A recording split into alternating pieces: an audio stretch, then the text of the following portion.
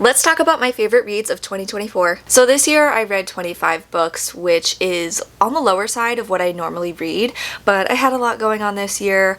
But the books I did read, I enjoyed, and I even veered outside my comfort zone a little. I read a romance book and a bunch of other stuff. So let's dive into it and talk about my faves. I Used to Live Here is a book that's been making the rounds on social media. A lot of people are saying that it's the scariest book ever, and I would have to agree with the hype.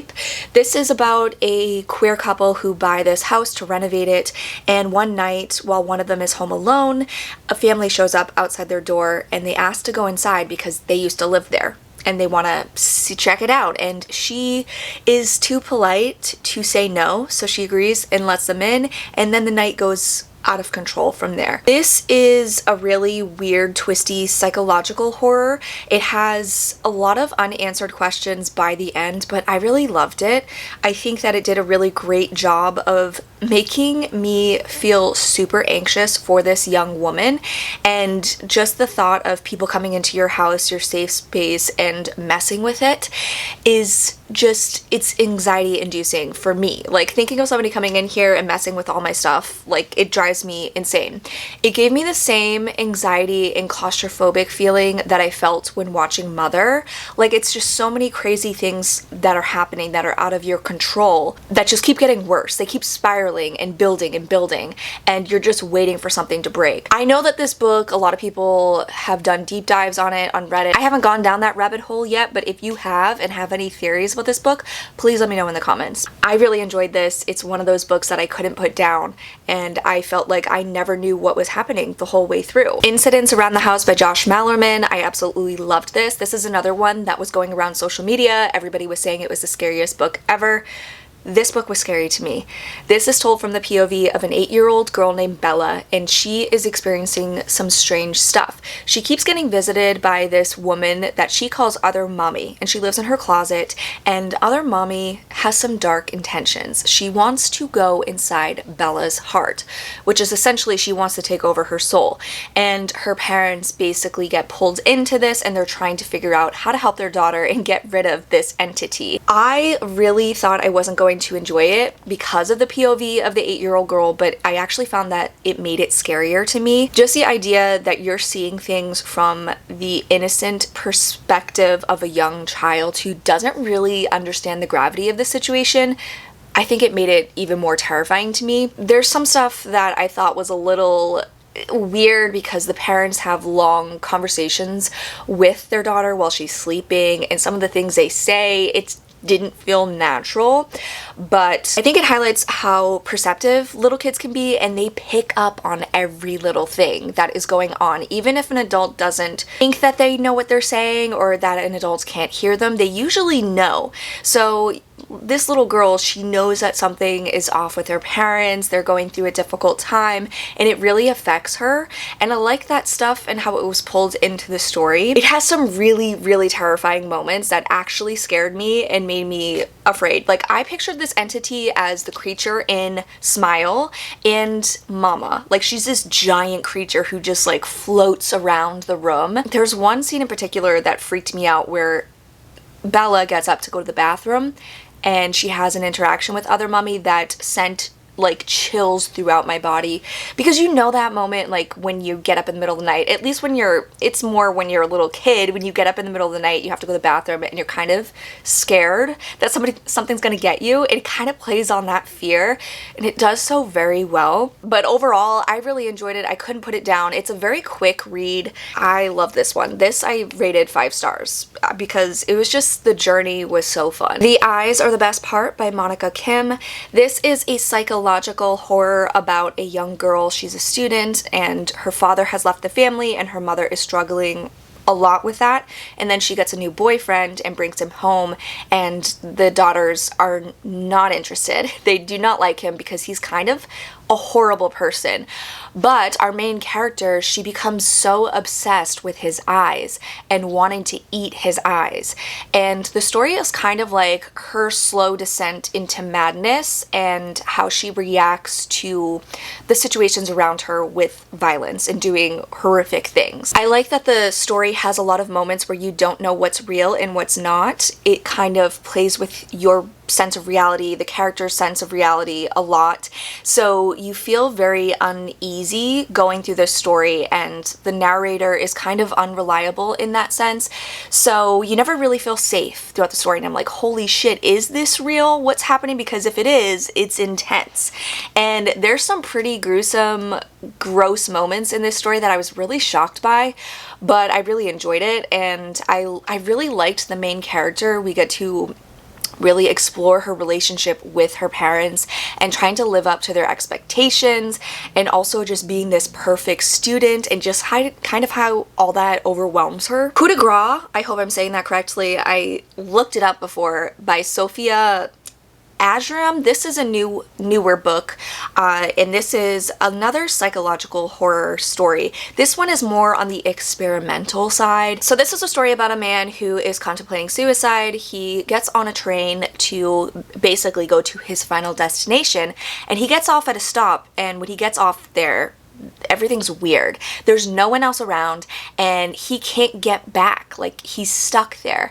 And he encounters this other woman who's been stuck there for a long time, and together they explore this seemingly endless underground subway that doesn't really seem real. Like, it's just sprawling, there's really weird rooms to it, and they find themselves trying to figure out how to get out, how to survive, and it's really trippy and weird. A lot of the stuff that the character describes, his feelings of depression and just kind of feeling hopeless, it really resonated with me as someone who struggles with their mental health and has gone through really bad bouts of depression.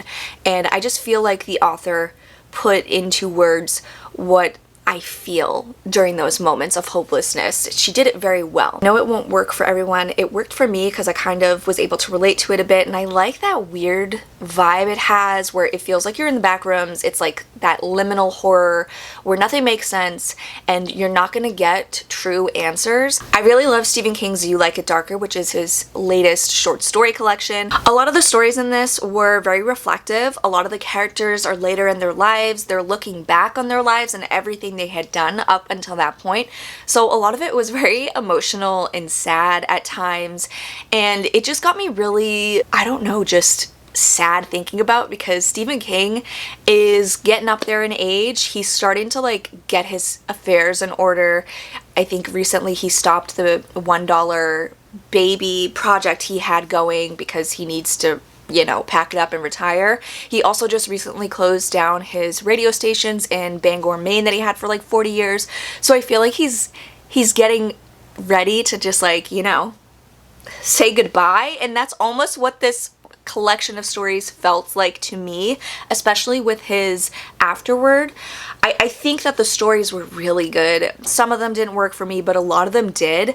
I really loved the follow-up to Cujo. It is a very just emotionally gut-wrenching story where we're following the husband from Cujo, and he's talking about his son and his wife, and there's also a really creepy ghost story in the mix as well. I just think Stephen King really excels at the short story, and this was a really fun collection that I just devoured, and I just need more of him, and I don't want him to go away anytime soon. Whalefall by Daniel Kraus. I absolutely love this one. I didn't think I would love it as much as I did. This is about a young man whose father has died, and he goes scuba diving essentially to try to gather his remains. When he's diving, he gets swallowed by a whale, and he has to figure out how to get out alive. A lot of this story is our character reflecting back on his relationship with his father, which was very rocky and toxic, and just, he never felt like he could live up to what his father wanted him to be, and he was kind of going through the grieving process while trying to get out of this whale. It's basically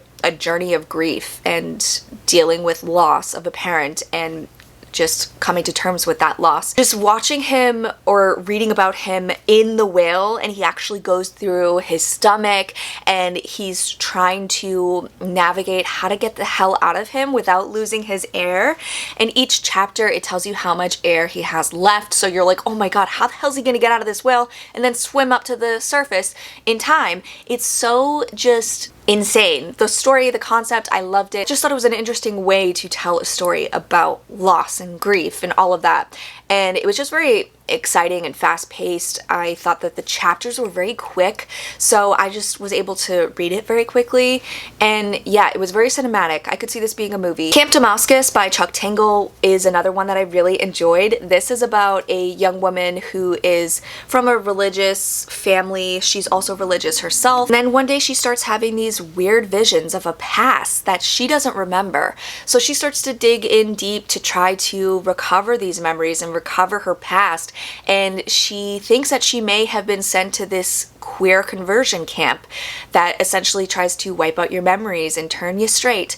So it's a very scary story about the realities that queer people face in the world, and how, especially in religious communities, they kind of force you to suppress your true feelings, your true identity. The story gets very weird, but overall I liked the messaging behind it. I really liked the main character and watching them go on their journey, and overall I think it's an important story to read. I really like Chuck Tingle's writing, so I'm excited to read more from him. Small Town Horror by Ronald Malfi is about a group of friends who reunite in their small town years later to confront the horrors of their past. This is a ghost story, and it's about these group of friends who did something horrible in their childhood and they kept it secret, but now it's bubbling up to the surface and it's affecting them later in life, where people start dying and a lot of weird, sinister stuff starts happening. I really loves the small town vibes of this. It feels very much like a Stephen King story, and I enjoyed the overall mystery. It's kind of a little bit slow and psychological, but a lot of the characters that we get to meet are very fascinating, like how some of them are just purely evil and awful, and we learn a lot of information about our main character and how his life was changed by that moment. I went through this book with so much anticipation, like how is this gonna come to a head, and I think it has a really bleak, disturbing ending that I really enjoyed. So Thirsty by Rachel Harrison is another one I really enjoyed. This is about a young woman who is kind of struggling in her life. She's in her mid-30s, I want to say, or she's at a point of her life where she's like feeling stuck. She's in an unhappy marriage, her husband is cheating, and she feels like she's unaccomplished. So for one of her birthdays, her husband sets up this getaway with her best friend in some cottage town, some ski resort area, and they encounter vampires, and then they start to turn into vampires, and they have to figure out how to navigate this new life together. It was a very much kind of Thelma and Louise style story where we're focused on the friendship of these two girls, and I really loved that aspect of it. Also get to see how they navigate becoming new vampires on their own, so obviously stuff goes wrong for them and how they deal with it is pretty interesting. I felt like I could relate to the protagonists a lot because, you know, I'm in my 30s.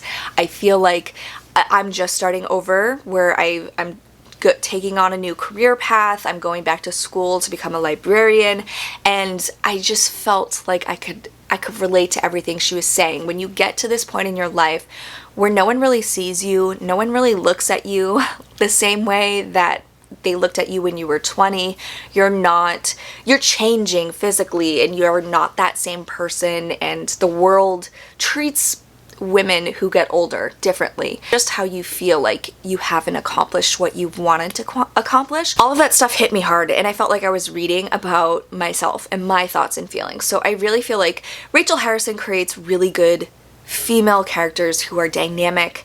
They're not always likable, but they're real, and they're going through real stuff that's relatable, and that's what I loved about this story. I also veered outside the horror genre and read my first romance as an adult, Better Than the Movies by Lynn Painter. I feel like this one kind of just perfectly gives me everything I want because it's a cute little high school romance, but there's also that aspect of the movies. This character, she knows the movies, she's a movie buff, specifically the romance genre, but I feel like that's something I can get behind because I'm super obsessed with horror movies. So this is a cute YA romance about a young girl who's obsessed with romance movies. One day at school, this kid from her childhood comes back into her life, and she thinks that she needs him to be her boyfriend. Like, they're perfect for each other, and she wants to get him to ask her to prom.